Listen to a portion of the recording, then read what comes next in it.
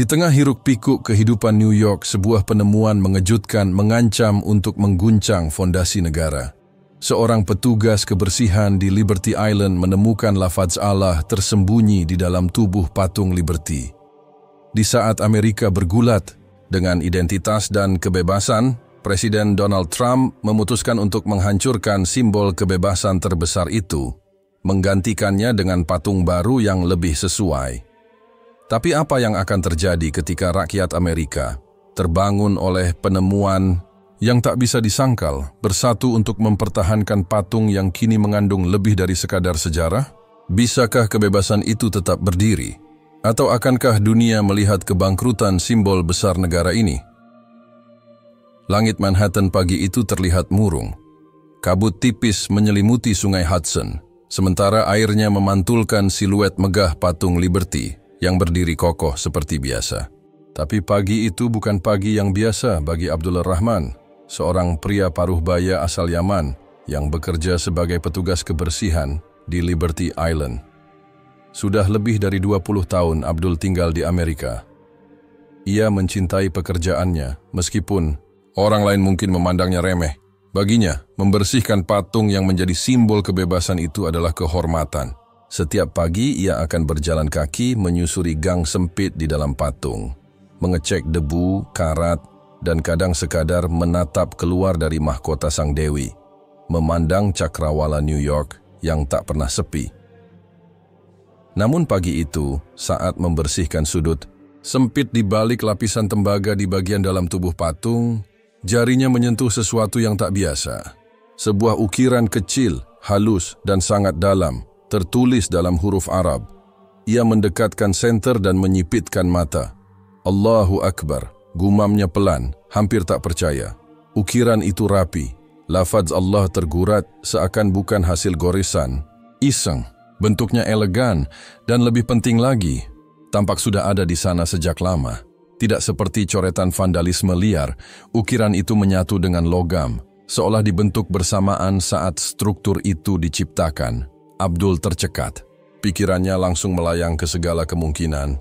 Siapa yang menulisnya, kapan, dan mengapa di sini di jantung simbol Amerika. Ia menatap sekeliling, memastikan tak ada yang melihat, lalu diam-diam mengambil foto dengan ponselnya. Tangannya gemetar. Ia tahu, ini bukan hal sepele. Di ruang kontrol pengawasan Liberty Island, kamera menangkap gerak-gerik Abdul yang tampak resah. Tak butuh waktu lama sebelum dua orang berseragam mendatanginya di tempat kerja. Pak Rahman, ikut kami, kata seorang petugas keamanan. Abdul tidak melawan. Ia tahu sistem di tempat ini sangat ketat. Dalam hitungan menit, ia sudah duduk di ruangan sempit, berhadapan dengan dua pria dari otoritas federal. Kami tahu Anda melihat sesuatu, kata salah satu pria itu. Kami minta Anda menyerahkan semua bukti, termasuk foto yang Anda ambil. Abdul mencoba menjelaskan bahwa ia hanya ingin memahami apa yang ia temukan. Tapi pria-pria itu tidak tertarik mendengar penjelasan. Temuan ini bersifat sensitif. Jika bocor, bisa menimbulkan spekulasi tak terkendali, ucap salah satu dari mereka, menatap tajam. Dengan berat hati, Abdul menyerahkan ponselnya. Mereka menyita perangkat itu, memeriksa seluruh galeri, lalu memintanya menandatangani surat yang melarangnya membicarakan apapun yang terjadi pagi itu di bawah ancaman deportasi. Di sebuah kantor kelabu di Washington, D.C., berkas laporan itu tiba di meja Oval Office. Donald J. Trump, yang kala itu telah kembali ke Gedung Putih sebagai presiden lewat pemilihan kontroversial di awal tahun itu, membacanya sambil menyipitkan mata. Ia mengetuk meja kayu ek dengan jarinya. Napasnya berat. Ukiran lafaz Allah di dalam patung Liberty, gumamnya, suaranya penuh ketidakpercayaan. Ini bukan lelucon? Sudah diverifikasi. Kami mengirim tim ahli. Ini bukan vandalisme modern. Goresannya lama, bahkan mungkin seumur dengan struktur asli patung itu. Jawab Kepala Staf Keamanan Dalam Negeri Trump menutup map berstempel merah itu. Wajahnya berubah memerah. Ini bisa menghancurkan segalanya. Dengan berat hati, Abdul menyerahkan ponselnya. Mereka menyita perangkat itu, memeriksa seluruh galeri, lalu memintanya menandatangani surat yang melarangnya membicarakan apapun yang terjadi pagi itu di bawah ancaman deportasi. Di sebuah kantor kelabu di Washington, D.C., berkas laporan itu tiba di meja Oval Office. Donald J. Trump, yang kala itu telah kembali ke Gedung Putih sebagai presiden lewat pemilihan kontroversial di awal tahun itu, membacanya sambil menyipitkan mata. Ia mengetuk meja kayu ek dengan jarinya. Napasnya berat. Ukiran lafaz Allah. Di dalam patung Liberty? Gumamnya, suaranya penuh ketidakpercayaan. Ini bukan lelucon, sudah diverifikasi. Kami mengirim tim ahli. Ini bukan vandalisme modern. Goresannya lama, bahkan mungkin seumur. Dengan struktur asli patung itu, jawab Kepala Staf Keamanan Dalam Negeri. Trump menutup map berstempel merah itu. Wajahnya berubah memerah. Ini bisa menghancurkan segalanya. Simbol Amerika ternoda. Ini bisa jadi propaganda besar-besaran kalau bocor. Ia berdiri, menghantamkan telapak tangannya ke meja. Jangan biarkan ini keluar dari ruangan ini. Saya ingin semua rekaman diamankan. Siapapun yang tahu soal ini, bungkam. Dan siapkan rencana darurat. Kalau perlu, kita ganti patung sialan itu. Sementara itu, di komunitas kecil pekerja di sekitar Liberty Island, bisik-bisik mulai menyebar. Beberapa petugas pembersih bercerita bahwa Abdul telah dibawa paksa. Mereka tak tahu alasannya, hanya menduga-duga. Namun yang mereka tahu, pagi itu ada yang berubah di dalam patung Liberty. Abdul sendiri dipindahkan diam-diam dari tugasnya. Ia diminta mengambil cuti panjang dan menghindari media. Meski tak ada yang memenjarakannya, ia hidup dalam ketakutan. Di kamarnya yang sempit di Queens, ia duduk menatap tembok kosong. Telinganya masih terngiang kalimat terakhir dari petugas itu. Kamu tidak melihat apa-apa. Tidak ada yang terjadi. Lupakan semuanya. Tapi bagaimana mungkin ia bisa melupakan ukiran itu? Kata yang selama ini ia ucapkan dalam doa, kini tergurat di pusat lambang kebebasan Amerika. Dan itu bukan kebetulan. Di luar, langit mulai gelap. Tapi di dalam pikirannya, badai baru saja mulai. Gedung Putih tampak lebih tenang dari biasanya pagi itu, namun suasana di dalamnya jauh dari damai. Telepon terus berdering, pintu-pintu rapat terbuka tutup dan para staf berlarian seperti semut kehilangan arah. Di ruang oval yang megah dan penuh sejarah itu, Presiden Donald J. Trump duduk dengan raut wajah muram. Wajahnya terlihat lebih pucat dari biasanya. Tangannya yang besar mencengkeram map, bertuliskan klasifikasi tingkat tertinggi, lengkap dengan segel Departemen Keamanan Dalam Negeri. Trump membaca berulang-ulang laporan temuan ukiran lafaz Allah di dalam patung Liberty, seolah berharap matanya salah melihat. Tapi tidak. Ia bahkan telah melihat foto asli dari ukiran itu, foto yang kini sudah dihapus dari semua perangkat dan server. Bahkan para teknisi dipaksa menandatangani dokumen kerahasiaan sepanjang 10 halaman. Ini lelucon konyol, kan? Gumam Trump dengan suara serak. Ia menatap Direktur CIA yang duduk di depannya. Sayangnya tidak, Tuan Presiden. Ukiran itu nyata. Pakar metalurgi mengatakan goresannya sudah sangat tua. Ada kemungkinan berasal dari fase awal pembangunan ulang struktur dalam patung di awal abad ke-20. Trump menutup wajahnya dengan tangan. Di usianya yang sudah memasuki kepala 7, tekanan semacam ini bukan hal baru, tapi kali ini terasa berbeda. Bukan karena kata Allah itu sendiri, tapi karena di mana kata itu ditemukan, di jantung, simbol kebebasan bangsa yang ia klaim paling ia cintai. Bagaimana ini bisa terjadi? Desisnya penuh kemarahan. Bagaimana bisa simbol Islam masuk ke lambang Amerika? Dan tidak ada satupun dari kalian yang tahu selama lebih dari 100 tahun? Direktur FBI menjawab dengan hati-hati. Kemungkinan besar tidak ada yang pernah menyadarinya. Posisi ukiran itu sangat tersembunyi, Tuan Presiden. Bahkan pemindaian struktur sebelumnya tak menunjukkan tanda-tanda apapun. Petugas yang menemukannya, Abdul Rahman, hanyalah kebetulan berada di posisi yang sangat tepat. Petugas kebersihan imigran dari Yaman, Trump mendengus sinis. Tentu saja, dari sekian juta orang, dia yang menemukannya. Kalian tahu apa dampaknya kalau dunia tahu tentang ini? Ia berdiri, berjalan ke arah jendela besar yang menghadap ke Taman Selatan Gedung Putih. Tangannya mengusap dagu, matanya tajam menatap ke kejauhan. Orang-orang akan menganggap Amerika tunduk. Mereka akan mulai mempertanyakan sejarah kita. Kita akan terlihat lemah di mata Cina, Rusia, dan terutama Iran, dan saya tidak akan membiarkan itu terjadi. Beberapa jam kemudian, ruang situasi dipenuhi para tokoh penting. Direktur CIA, Kepala NSA, Menteri Pertahanan, dan Penasihat Keamanan Nasional. Di layar besar terpampang gambar hitam putih dari struktur dalam patung Liberty, dengan tanda merah yang menunjukkan letak ukiran lafaz tersebut. Langkah pertama, kata Trump tegas, kita bungkam semua yang terlibat.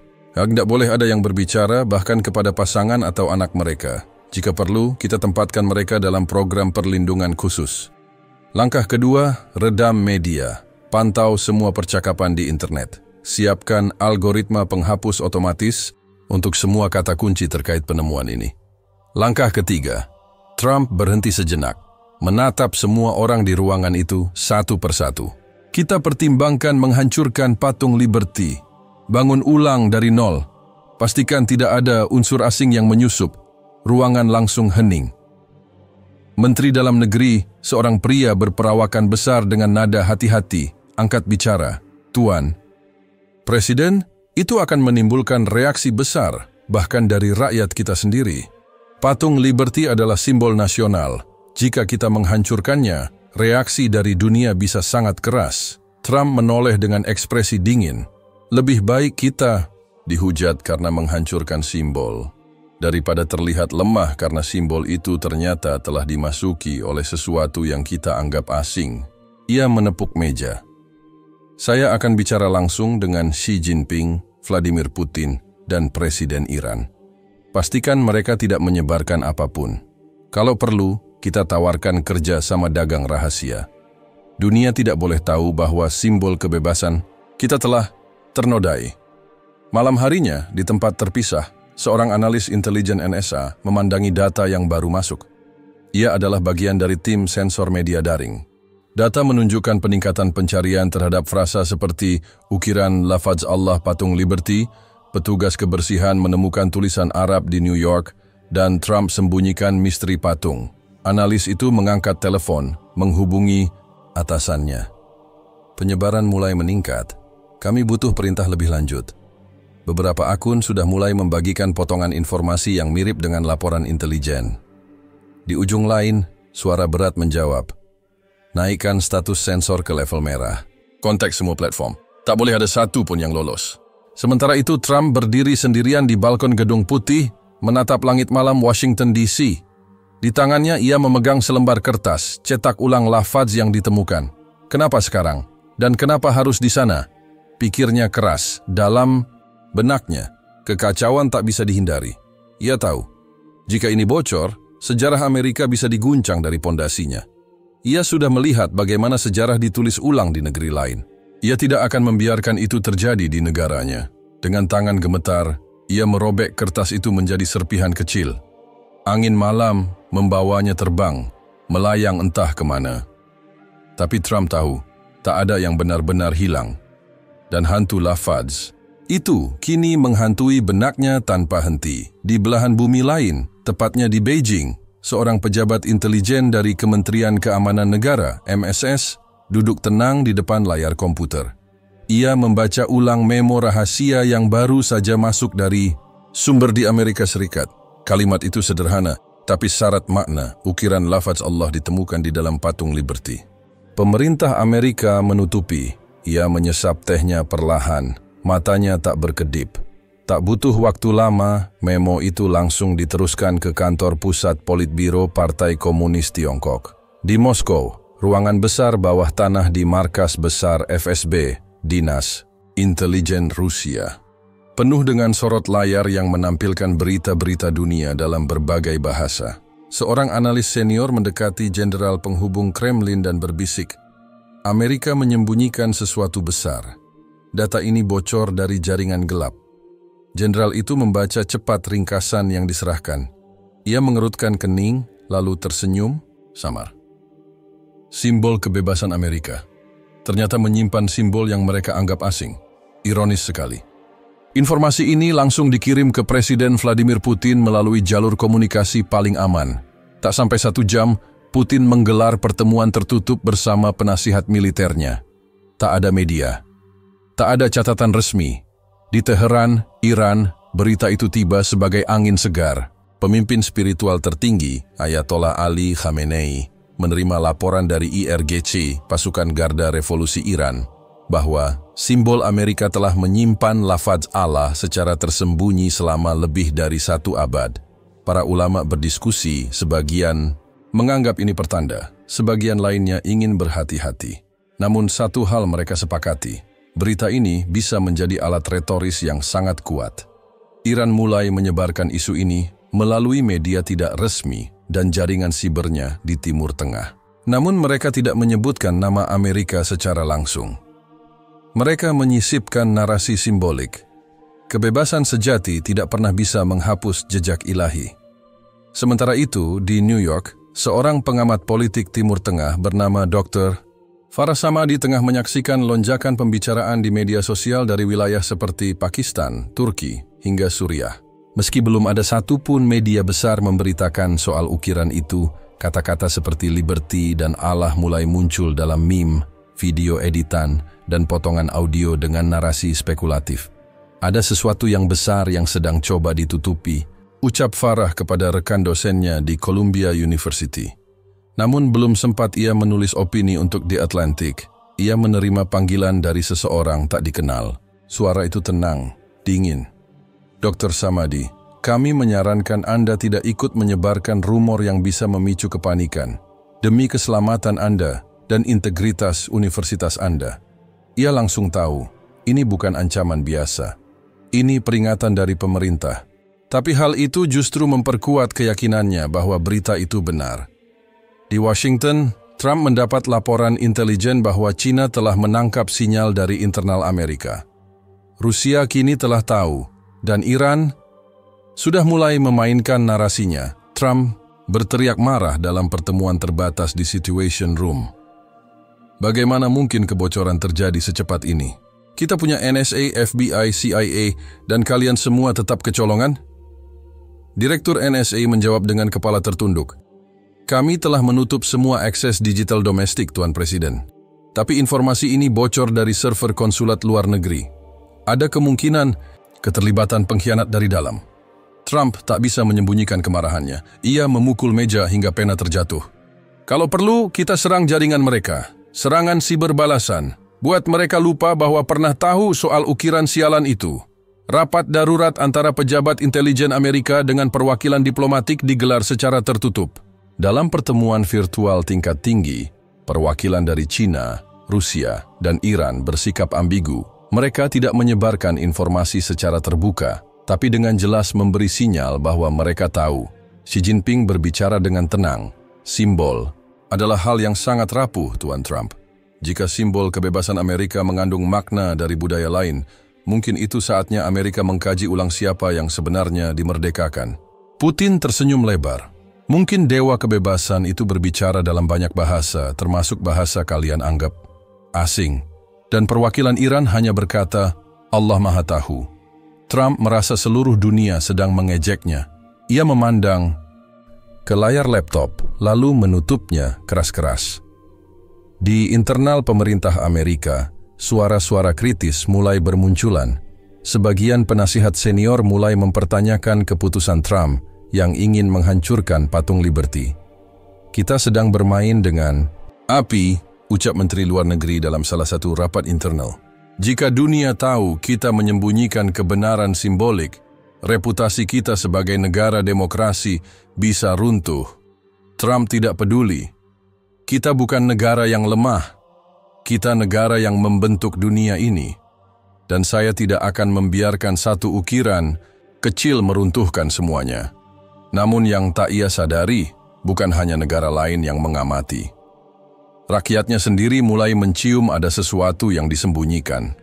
Dan seperti sejarah yang sudah sering terjadi, kebenaran, cepat atau lambat, akan menemukan jalannya. Udara Washington DC terasa tegang meskipun tak terlihat ada yang berbeda di permukaan. Gedung putih, dengan fasad putih bersihnya, berdiri megah di bawah sinar matahari musim gugur. Namun di dalamnya, pertemuan yang berlangsung di Oval Office hari itu jauh dari biasa.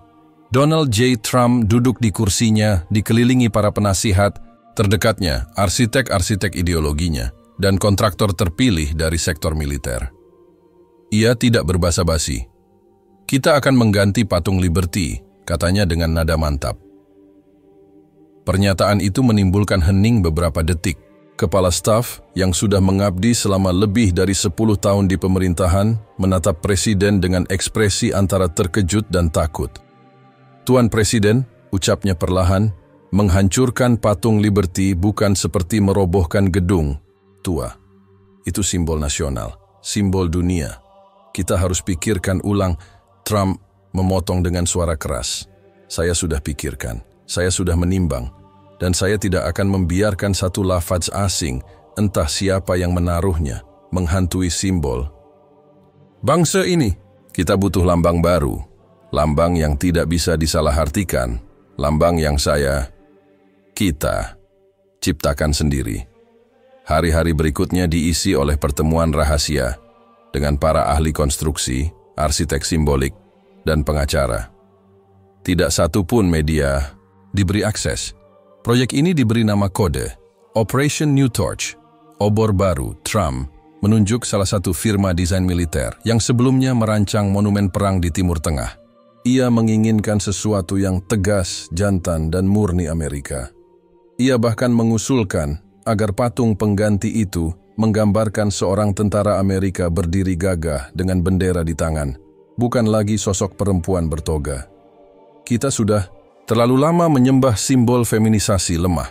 Saatnya Amerika punya lambang yang mencerminkan kekuatan sejati," ucapnya di salah satu sesi brainstorming. Seorang arsitek muda dari Texas memberanikan diri menyela. "Tapi Tuan Presiden, patung Liberty adalah simbol pemberian Prancis, diplomasi bukan dominasi." Trump menatapnya tajam. "Dan Prancis sudah jadi bahan tertawaan dunia. Kita tidak akan jadi seperti mereka." Di Liberty Island, gerakan aneh mulai terpantau oleh para pekerja dan warga sekitar. Beberapa hari terakhir, kapal-kapal militer kecil berlabuh di area yang biasanya dilarang untuk aktivitas non-pemerintah.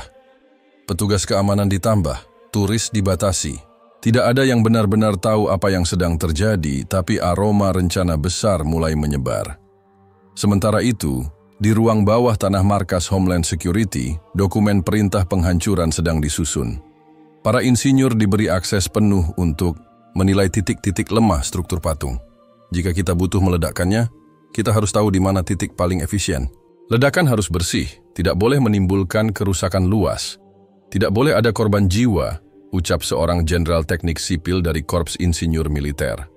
Salah satu insinyur senior, wanita keturunan Prancis, bertanya dengan suara pelan, "Apakah kita benar-benar akan menghancurkan simbol kebebasan karena satu ukiran kecil?"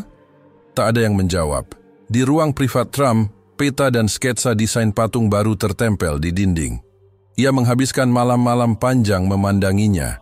Tangannya menggaris nama-nama potensial untuk patung pengganti, patung kemegahan Amerika, obor kejayaan, penjaga perbatasan. Namun satu desain yang paling ia sukai adalah figur dirinya sendiri, tinggi menjulang, berdiri di atas landasan. Marmer dengan ukiran kata-kata "Freedom begins with strength." Seorang penasihat senior, yang dulu dekat dengannya semasa kampanye, mencoba berbicara jujur. "Mr. President, maaf, saya harus katakan. Jika Anda mengganti patung Liberty dengan patung Anda sendiri, dunia akan melihatnya sebagai tindakan narsistik." Trump menatap lurus ke arah pria itu. Tak marah, tak tersinggung. Justru berkata dengan tenang, "Dunia tidak akan melihat apa-apa kalau dunia tidak tahu. Namun proyek ini tak bisa disembunyikan selamanya. Kontrak besar seperti ini, pembangunan patung raksasa baru, penutupan akses ke Liberty Island, pergerakan dana triliunan dolar, pasti meninggalkan jejak. Dan di balik tembok korporasi dan kode sandi, bocoran mulai merembes." Salah satu insinyur muda yang terlibat, Elias Mercer, usia 30 tahun, ahli struktur dari MIT, mulai curiga dengan keseluruhan proyek. Ia melihat cetak biru penghancuran dan membaca catatan teknis bahwa penyebab operasional adalah alasan keamanan simbolis. Itu bukan bahasa standar, itu bahasa manipulasi. Elias mulai mencatat, diam-diam memotret dokumen, dan mencari koneksi. Hingga ia menemukan nama Maria Lopez, jurnalis investigasi yang pernah membongkar skandal pengawasan warga sipil oleh NSA. Di tengah malam, Elias mengirim email pendek kepadanya. Saya bekerja di proyek penggantian patung Liberty. Ini bukan sekadar proyek infrastruktur, ini usaha penghapusan sejarah. Saya punya bukti. Di luar, kabut mulai turun di atas sungai Hudson. Patung Liberty masih berdiri, meski kini sunyi dan dijaga lebih ketat dari biasanya. Di dalam tubuh besarnya, ukiran lafaz Allah tetap tergurat diam, tak bergerak, tak bersuara, tapi kini menjadi pusat badai rahasia yang mengancam sejarah sebuah bangsa. Dan sementara Trump merancang ulang lambang kebebasan sesuai visinya sendiri, sejarah mulai mencatat diam-diam bahwa kebebasan sesungguhnya sedang diuji. Maria Lopez menatap layar laptopnya dengan napas tertahan.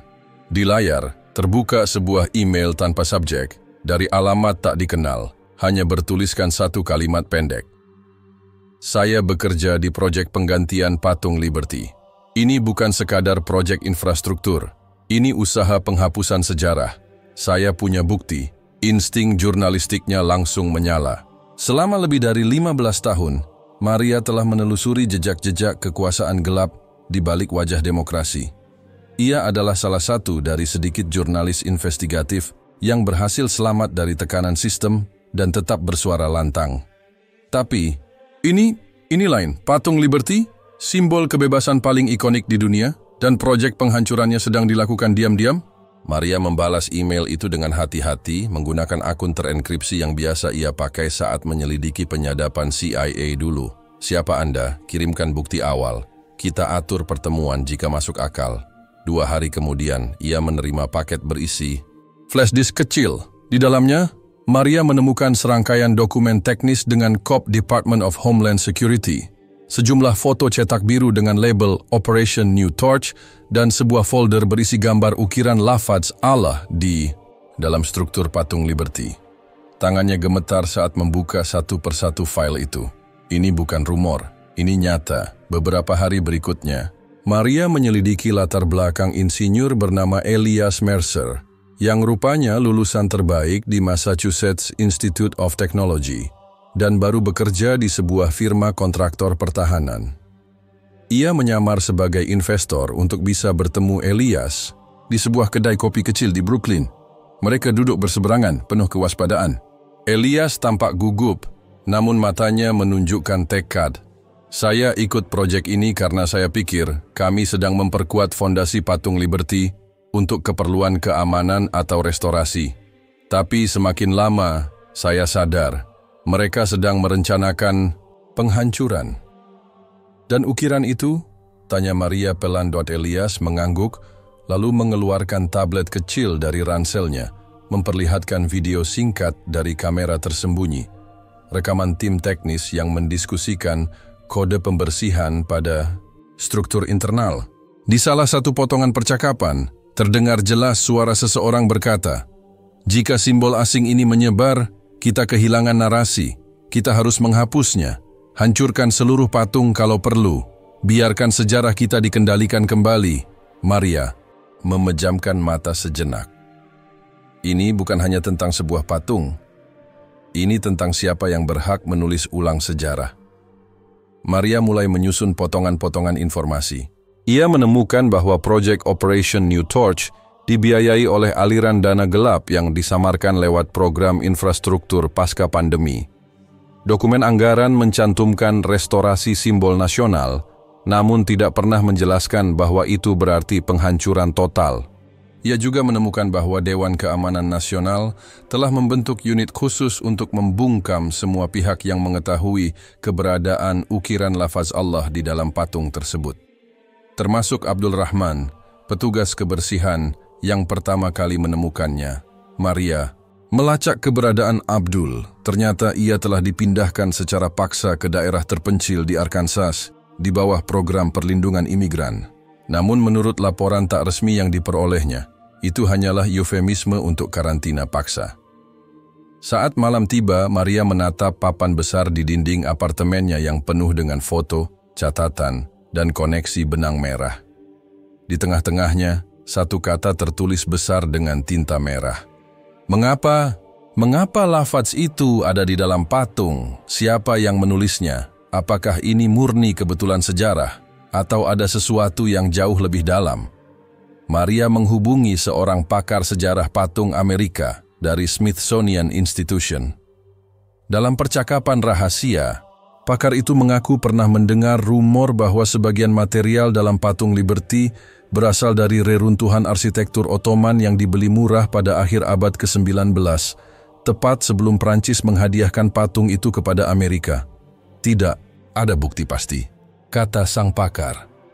Tapi memang pernah terdengar bahwa bagian internal patung dibentuk ulang dari baja dan logam sisa dari berbagai sumber, termasuk dari masjid-masjid tua yang dihancurkan saat itu. Maria terpaku. Jika benar demikian, maka lafaz itu bukan sabotase modern. Ia adalah warisan sejarah yang tidak disengaja, namun kini menjadi api yang bisa membakar seluruh narasi identitas nasional. Sementara itu, di Gedung Putih, Trump menerima laporan bahwa ada kebocoran informasi dari salah satu kontraktor. Seorang jurnalis mulai menggali terlalu dalam. Nama dia Maria Lopez, ujar kepala intelijen dalam negeri. Dia punya reputasi. Jika dia berhasil mempublikasikan bukti ini, seluruh dunia akan tahu. Trump berdiri perlahan, berjalan ke jendela dan menatap keluar. Pastikan dia tak sempat menulis satu paragraf pun. Tapi Maria sudah terlalu jauh untuk mundur. Ia mengirim salinan semua dokumen ke 3 jurnalis besar di luar negeri, di Prancis, Turki dan Qatar, dan menjadwalkan peluncuran laporan investigatif pada pukul 8 malam waktu timur 3 hari dari sekarang. Ia tahu hidupnya sedang dihitung mundur, tapi ia juga tahu satu hal. Jika ia berhasil, dunia akan melihat bahwa sejarah bukan milik mereka yang berkuasa, melainkan milik mereka yang berani mencari kebenaran. Di sebuah gedung tua peninggalan era Perang Dingin di bagian utara Washington, D.C., lampu neon berkedip-kedip di koridor berlapis cat yang mulai mengelupas. Gedung ini tidak tercatat dalam peta resmi, dan tak satu pun dari penghuninya memakai seragam. Hanya badge hitam kecil di dada kiri, bertuliskan konsorsium. Di dalam ruang bawah tanah, sekelompok pria dan wanita berkumpul. Mereka bukan sekadar pejabat. Mereka adalah orang-orang yang tak dikenal publik, tapi menarik benang kekuasaan dari balik layar pemerintahan Amerika Serikat selama puluhan tahun. Para perancang strategi, pengatur narasi dan penjaga sejarah, bukan yang tertulis di buku teks, melainkan sejarah yang diputuskan. Malam itu, satu isu mengguncang keheningan mereka. Lafaz Allah di patung Liberty telah diketahui terlalu banyak. Orang Dadwa, seorang wanita berambut abu-abu, mantan kepala unit kontraintelijen era Bush, berbicara pertama. Kita kehilangan kendali narasi. Bukan karena informasi bocor, tapi karena simbolnya terlalu kuat. Kata Allah bukan sekadar kata. Ia memiliki gravitasi sejarah yang bisa menarik amarah, iman, fanatisme, atau harapan, tergantung siapa yang melihatnya. Seorang pria botak dengan suara berat menyahut. Ia dikenal hanya sebagai Direktur H. Nama aslinya tak pernah dituliskan. Laporan intelijen dari NSA menyebut 3 negara besar sudah tahu. China, Rusia, Iran. Kita sedang diawasi dari segala sisi, baik oleh musuh maupun rakyat sendiri. Pertanyaannya sekarang, apakah kita pertahankan patung itu dan kendalikan narasinya, atau kita selesaikan ini malam ini?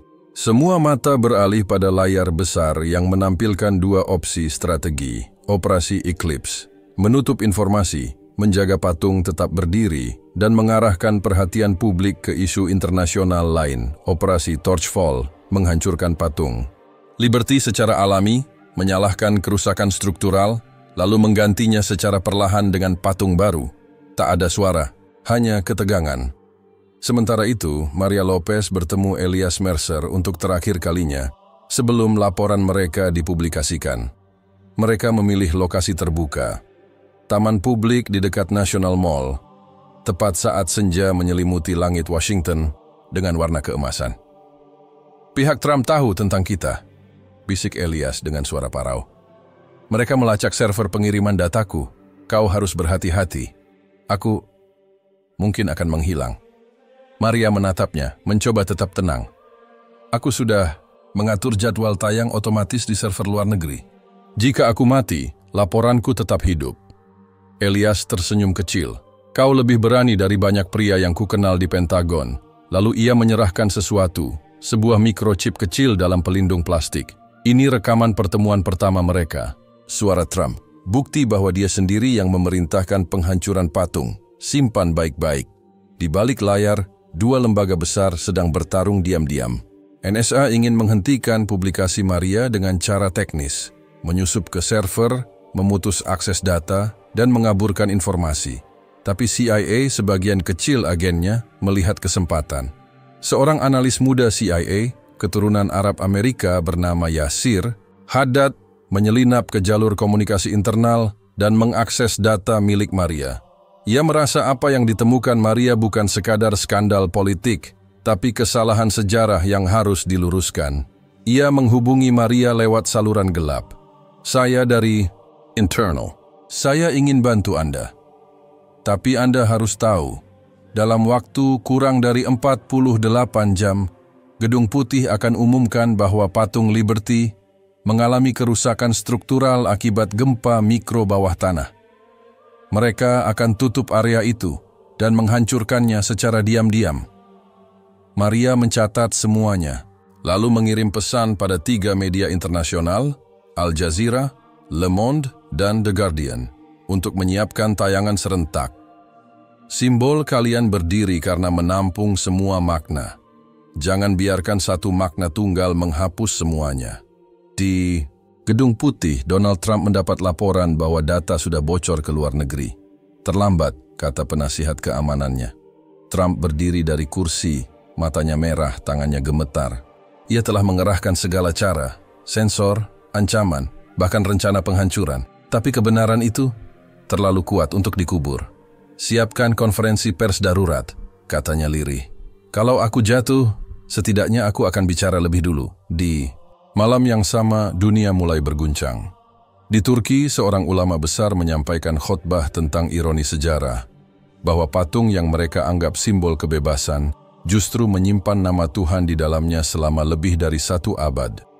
Di Rusia, saluran berita menyindir dengan tajam. Kebebasan Amerika ternyata punya akar yang lebih timur daripada yang mereka sangka. Dan di Iran, spanduk besar dikibarkan di alun-alun Teheran. Allah tidak bisa dihapus dari sejarah. Sementara itu, di ruang kecil apartemennya, Maria duduk di depan kamera. Cahaya lampu sorot menyinari wajahnya. Ia menekan tombol rekam dan mulai berbicara. Hari ini, saya akan menceritakan kebenaran yang mereka sembunyikan. Bukan untuk menjatuhkan satu bangsa, tapi untuk menunjukkan bahwa sejarah tak bisa dikendalikan oleh rasa takut. Di jantung simbol kebebasan Amerika terukir lafaz Tuhan, dan itu bukan kebetulan, itu kenyataan. Laporan itu akan mengubah dunia, dan Maria tahu setelah ini tak akan ada jalan kembali. Pukul 8 malam waktu timur, seluruh dunia berhenti sejenak. Layar televisi, situs berita, dan media sosial di berbagai penjuru dunia mulai menayangkan laporan investigasi yang ditunggu-tunggu. Judulnya sederhana tapi mengguncang, Ukiran Tuhan dalam Patung Liberty, Sejarah yang Disembunyikan. Oleh Maria Lopez, disiarkan serentak oleh The Guardian, Le Monde, dan Al Jazeera. Dalam waktu kurang dari 1 jam, kata Liberty, Allah, dan patung Amerika menjadi topik teratas global. Video berdurasi 35 menit itu menampilkan dokumentasi lengkap, foto ukiran lafaz Allah yang ditemukan di rongga besi dalam patung Liberty. Rekaman suara Donald Trump yang memerintahkan penghancuran patung. Hapus patung itu kalau perlu. Gantilah dengan sesuatu yang sepenuhnya Amerika.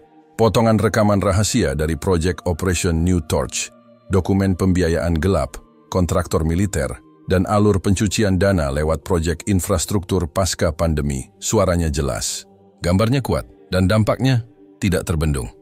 Di Gedung Putih, kekacauan pecah. Staf pers berlarian ke ruang komunikasi darurat. Ruang konferensi pers penuh tekanan. Presiden Trump menolak membaca pernyataan yang disiapkan penasihatnya. Ia memilih berdiri sendiri di podium, hanya didampingi mikrofon dan kamera. Wajahnya keras, tetapi matanya menunjukkan kelelahan yang tak bisa disembunyikan. Saya tahu, dunia sedang menonton. Dan saya tahu apa yang baru saja kalian lihat. Saya tidak akan membantah bahwa kami menemukan sesuatu yang tak seharusnya ada di jantung simbol kebebasan kita. Saya tidak menyalahkan siapapun, tapi saya punya tanggung jawab. Amerika harus tetap Amerika. Itulah mengapa saya mempertimbangkan untuk mengganti patung Liberty dengan lambang yang lebih murni, lebih nasionalistik. Suasana ruangan menegang. Salah satu jurnalis dari Reuters mengangkat tangan, suara gemetar. Tuan Presiden, apakah Anda akan menghancurkan patung itu sekarang setelah publik tahu kebenarannya? Trump terdiam sejenak. Saya tidak tahu apa yang akan saya lakukan, tapi saya tahu apa yang dunia pikirkan sekarang. Dan saya tahu ini adalah titik balik. Kembali ke Liberty Island, aparat keamanan diperintahkan menutup semua akses. Tapi rakyat sudah bergerak lebih cepat. Ratusan warga dari berbagai latar belakang, Muslim, Kristen, Yahudi, ateis, imigran, warga asli, dan bahkan turis, berkumpul di perairan sekitar patung. Mereka membawa lilin, spanduk, dan tulisan tangan. Jangan hancurkan sejarah. Patung ini milik semua orang. Allah atau bukan, ini adalah bagian dari kita. Salah satu warga, seorang wanita tua keturunan Lebanon Amerika bernama Samira Haddad, diwawancarai oleh stasiun lokal. Kebebasan itu bukan menolak sesuatu yang asing, tapi menerima bahwa kita semua berasal dari tempat yang berbeda. Ukiran itu bukan kutukan, itu pengingat. Sementara itu, Maria Lopez menyembunyikan diri. Ia tahu laporan itu telah menempatkannya di posisi paling berbahaya di dunia. Tapi ia juga tahu, perjuangannya tak sia-sia. Ia menerima ribuan pesan dari seluruh dunia. Beberapa penuh pujian, beberapa ancaman. Tapi satu pesan dari seseorang yang tak dikenal membuatnya terpaku. Apa yang Anda lakukan, menyelamatkan jiwa bangsa. Sejarah bukan milik penguasa, sejarah adalah milik hati nurani. Yasir. Tak lama setelah itu, rapat darurat diadakan oleh PBB. Perwakilan Prancis, negara yang menghadiahkan patung Liberty pada Amerika Serikat lebih dari 1 abad lalu, menyatakan keprihatinan mendalam. Kami memberi patung itu sebagai lambang persahabatan dan kebebasan.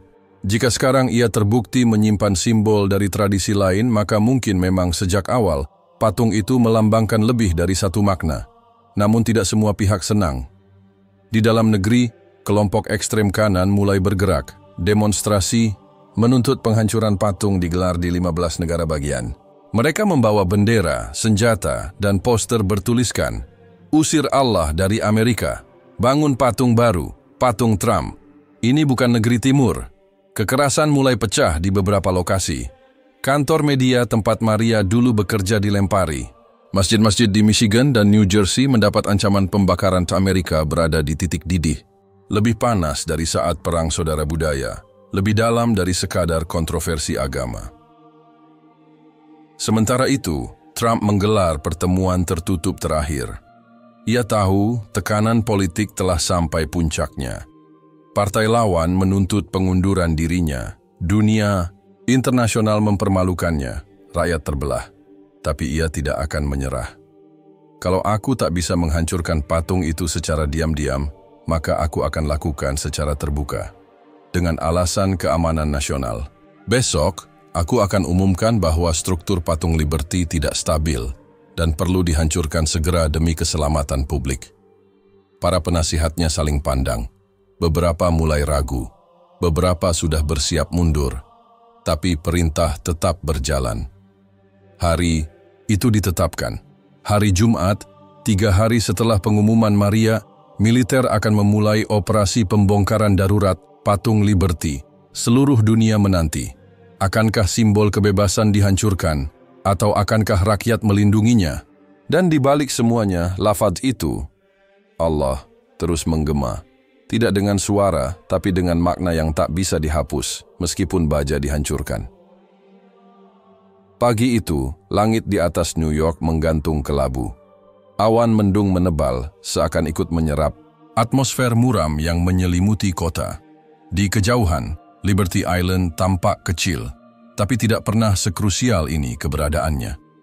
Hari itu, hari Jumat, telah ditetapkan oleh pemerintah sebagai Hari Pembongkaran Darurat Patung Liberty. Alasan resmi, kerusakan struktural akibat aktivitas seismik mikro yang konon terdeteksi di dasar pulau. Namun tak seorang pun percaya, di atas permukaan air Sungai Hudson, ratusan kapal kecil, kayak perahu nelayan, bahkan rakit-rakitan, mengelilingi pulau. Warga dari berbagai negara bagian datang, memadati garis perairan dengan satu tujuan, menghentikan penghancuran. Mereka menyanyikan lagu kebangsaan, meneriakan seruan solidaritas, dan menggenggam poster bertuliskan, "Freedom isn't fragile. We are all liberty. Don't silence the truth." Di belakang garis polisi, Samira Haddad, wanita tua keturunan Lebanon Amerika, yang telah viral karena wawancaranya, berdiri dengan payung di tangan dan cucunya di sampingnya. Ia memegang salinan foto lafaz Allah yang tersebar di internet, dicetak dalam ukuran besar. "Biarkan mereka lihat," katanya pada cucunya, "apa yang ingin mereka hapus." Sementara itu, aparat bersenjata lengkap mulai bergerak ke sekitar pulau. Helikopter militer berputar di udara. Di darat, kendaraan konstruksi berat disiapkan. Ledakan terarah telah dipasang malam sebelumnya oleh tim teknis dari Korps Insinyur Angkatan Darat. Semua tinggal menunggu perintah. Di dalam Gedung Putih, Presiden Donald Trump bersiap memberi pidato terakhir sebelum eksekusi dijalankan. Ia menolak menggunakan kata penghancuran. Ia menyebutnya pembersihan struktural untuk memulai era simbol baru. Di ruangan yang sama, seorang penasihat senior berbisik, "Tuan Presiden," kerumunan rakyat membludak, dan Maria Lopez sudah mengumumkan siaran langsung dari Liberty Island. Siaran ini diikuti oleh lebih dari 200 juta orang di seluruh dunia. Trump tak menjawab. Ia menatap naskah pidato di tangannya, lalu melemparkannya ke meja. "Aku akan bicara tanpa naskah, ini urusanku." Sementara itu, Maria Lopez benar-benar berada di Liberty Island. Ia menyelinap melalui jalur air 2 malam sebelumnya bersama Elias Mercer dan beberapa aktivis yang menyamar sebagai teknisi. Mereka mendirikan peralatan siaran langsung sederhana, tersembunyi di balik semak di bagian belakang museum. Maria mengenakan jaket hitam, matanya sembab karena kurang tidur, tapi suaranya lantang saat memulai siaran. "Kami berada di Liberty Island. Ini bukan rekayasa. Hari ini, patung Liberty akan dihancurkan oleh pemerintah Amerika sendiri, bukan karena rusak, tapi karena mengandung sejarah yang tak bisa mereka terima." Ia menunjuk ke arah patung yang menjulang. Di dalam tubuh baja itu ada lafaz Allah, bukan karena sabotase, tapi karena sejarah. Mungkin karena bagian dari logam berasal dari reruntuhan kuno, atau mungkin karena takdir. Tapi apakah kita akan membiarkan kebenaran itu dihancurkan hanya karena terasa asing? Jutaan pasang mata menyaksikan. Jutaan hati mulai goyah. Pukul 10 pagi perintah penghancuran dijadwalkan. Namun tepat 10 menit sebelumnya, gelombang manusia dari arah Manhattan bergerak menuju pulau. Mereka datang dengan segala cara, berenang, naik perahu karet, bahkan menaiki kapal feri yang dibajak damai oleh warga sipil. Pasukan penjaga panik. Mereka mendapat instruksi dari atas untuk tidak menggunakan peluru tajam kecuali terpaksa. Di tengah keributan, seorang prajurit muda meletakkan senjatanya dan berkata, "Saya bersumpah untuk membela konstitusi, bukan menghancurkan simbolnya." Satu persatu, pasukan lain mengikuti. Mereka mundur. Sebagian bergabung dengan warga. Pukul 10:02, Trump berdiri di siaran langsung nasional. Ia memandang ke kamera, menghela napas panjang. Tak ada naskah di depannya. "Kita telah menemukan sesuatu di dalam patung kita. Sebuah ukiran. Sebuah simbol yang asing. Saya sebagai presiden menganggap itu ancaman. Tapi hari ini, saya lihat bahwa rakyat Amerika tidak takut dengan simbol. Mereka hanya takut dengan kehilangan makna. Dan jika makna itu berarti menerima bahwa kita semua, entah dari manapun asalnya, memiliki hak atas kebebasan, maka mungkin saya yang salah, bukan patungnya. Ia menunduk, lalu berkata pelan, "Batalkan operasi, biarkan dia berdiri." Sorak-sorai meledak dari Liberty Island, air mata mengalir. Maria memeluk Elias. Kamera menyorot wajah Samira yang menangis bahagia di pundak cucunya. Ledakan tak jadi diledakkan. Dan untuk pertama kalinya dalam sejarah Amerika, keputusan besar dibatalkan oleh kekuatan rakyat. Hari itu tercatat sebagai salah. Satu peristiwa sipil terbesar dalam sejarah modern Amerika. Sebagian media menyebutnya revolusi makna. Sebagian lainnya menyebutnya hari ketika patung bicara. Namun bagi mereka yang hadir, itu adalah hari di mana simbol tidak lagi dikendalikan oleh kekuasaan, tapi oleh kesadaran bersama bahwa sejarah, seberapapun rumitnya, harus diterima, bukan dihapus. Dan di dalam tubuh besi patung Liberty, ukiran lafaz Allah tetap ada, tidak dipoles, tidak disangkal, dan tidak lagi disembunyikan.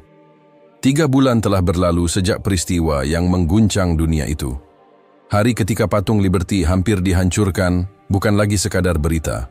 Ia menjadi penanda zaman, batu loncatan sejarah baru bagi bangsa yang lama, terbelah oleh ketakutan dan kebanggaan semu. Media dunia menyebutnya dengan berbagai nama. Krisis Liberty, Hari Penentuan Amerika, atau dalam bahasa Arab oleh Al Jazeera, Yaum Al-Hurriyah, Hari Kebebasan. Patung Liberty masih berdiri gagah di pulau kecilnya, tapi wajah bangsa ini sudah berubah. Tak lagi sepenuhnya percaya pada kemurnian narasi sejarah lama. Tak pula sepenuhnya menerima simbolisme baru tanpa pertanyaan. Kini, kebebasan punya dimensi tambahan. Kesediaan untuk mengakui bahwa identitas suatu bangsa tak bisa dibatasi oleh satu bahasa, satu agama, atau satu warna kulit. Dan di tengah-tengah transformasi itu, ukiran lafaz Allah di dalam struktur baja, patung menjadi simbol ganda, lambang kontroversi, dan sekaligus kekuatan untuk menyatukan. Maria Lopez kembali ke layar publik, bukan lagi sebagai jurnalis investigatif yang mengungkap skandal, tapi sebagai penyaksi sejarah. Ia diundang ke markas PBB di New York untuk memberi pidato. Dunia mendengarkan dan Maria bicara tanpa takut. Saya tidak ingin menjadikan lafaz itu sebagai bendera perjuangan agama. Tapi saya ingin menekankan bahwa kebebasan bukanlah kemampuan untuk menghapus apa yang tidak kita mengerti. Kebebasan adalah kemampuan untuk menatap sesuatu yang asing dan bertanya, mengapa ini ada? Tanpa langsung menolak jawabannya, tepuk tangan menggema, banyak yang berdiri. Setelah pidato itu, namanya diusulkan untuk penghargaan jurnalisme damai tingkat internasional. Namun Maria tetap memilih tinggal di apartemen kecilnya di Brooklyn. Ia menulis buku berjudul Dari Dalam Patung, yang dalam waktu kurang dari 2 minggu masuk daftar buku terlaris dunia. Sementara itu, Elias Mercer, insinyur muda yang pernah menyerahkan data rahasia pada Maria, menerima tawaran mengajar di Universitas Georgetown, Washington, D.C. Ia kini berbicara di kelas-kelas tentang etika profesional dan keberanian dalam krisis nasional. Dalam salah satu kuliahnya, seorang mahasiswa bertanya, "Mengapa Anda memilih risiko sebesar itu hanya untuk satu ukiran?" Elias menjawab singkat, "Karena jika kita diam ketika kebenaran kecil disembunyikan, maka kita sedang membuka jalan bagi kebohongan besar berikutnya." Namun tidak semua pihak menerima perubahan ini. Kelompok radikal sayap kanan yang dulu berdemo, kini bergerilya secara digital, menyebarkan teori konspirasi bahwa lafaz Allah itu adalah simbol penaklukan kultural. Mereka membentuk forum-forum di internet, membuat video berisi teori penggantian budaya, dan menyerukan pembentukan partai politik baru yang menolak asimilasi sejarah asing. Pemerintah federal merespons dengan menyusun regulasi ketat untuk menangkal disinformasi. Tapi tetap saja, luka yang sempat terbuka tak bisa disembuhkan hanya dengan undang-undang. Ia butuh waktu. Dan pemahaman dan salah satu perubahan nyata terjadi di Liberty Island sendiri. Pemerintah bersama UNESCO dan organisasi antaragama membentuk Komite Narasi Sejarah Terbuka. Komite ini bertugas menyusun ulang narasi sejarah Patung Liberty dengan pendekatan yang inklusif dan jujur. Di lantai dasar, museum kini dipajang panel informasi. Di dalam struktur Patung Liberty ditemukan ukiran lafaz Allah. Penemuan ini bukan simbol dominasi, tetapi bagian dari sejarah material yang membentuk patung. Logam bekas dari masa lalu yang kini menyatu dalam simbol kebebasan. Turis dari seluruh dunia kini mengantre untuk melihat ukiran itu. Banyak yang menangis. Banyak pula yang bertanya. Seorang anak kecil keturunan campuran Yahudi dan Palestina berkata pada ibunya, "Jadi kebebasan itu bukan berarti milik satu orang ya, Bu?" Ibunya tersenyum sambil mengangguk. "Betul, Nak. Kebebasan itu milik kita semua selama kita berani menjaganya bersama-sama." Presiden Trump yang mundur tak lama setelah kejadian itu, kini tinggal di Florida. Jarang tampil, jarang bicara. Tapi dalam wawancara terakhirnya, ia berkata pelan, "Saya pernah pikir bahwa Amerika itu rapuh. Makanya saya ingin lindungi dengan menghancurkan apapun yang menurut saya asing. Tapi ternyata, justru karena keberagaman itulah Amerika tetap berdiri." Wawancara itu menjadi penutup masa jabatannya. Tak ada pidato panjang, hanya pengakuan sepi yang bagi sebagian orang sudah cukup. Hari peringatan, hari penentuan, kini diperingati setiap tahun, bukan dengan parade militer, tapi dengan forum budaya lintas agama dan komunitas. Anak-anak sekolah diminta menulis esai, "Apa arti kebebasan bagi saya?" Banyak jawaban sederhana. Tapi satu kutipan dari seorang anak usia 11 tahun masuk koran nasional karena isinya yang menyentuh. Kebebasan adalah ketika semua orang bisa duduk di satu meja, bahkan jika doa mereka berbeda. Di langit senja, Patung Liberty berdiri seperti biasa. Tapi kali ini, cahaya matahari yang menimpa wajahnya seolah menyinari sesuatu yang lebih dalam. Lapisan-lapisan kebenaran yang dulu tersembunyi, kini tak lagi disangkal. Dan ukiran itu masih ada. Masih diam. Tapi kini tidak lagi sunyi. Tahun-tahun berlalu, dan Patung Liberty tetap berdiri tegak.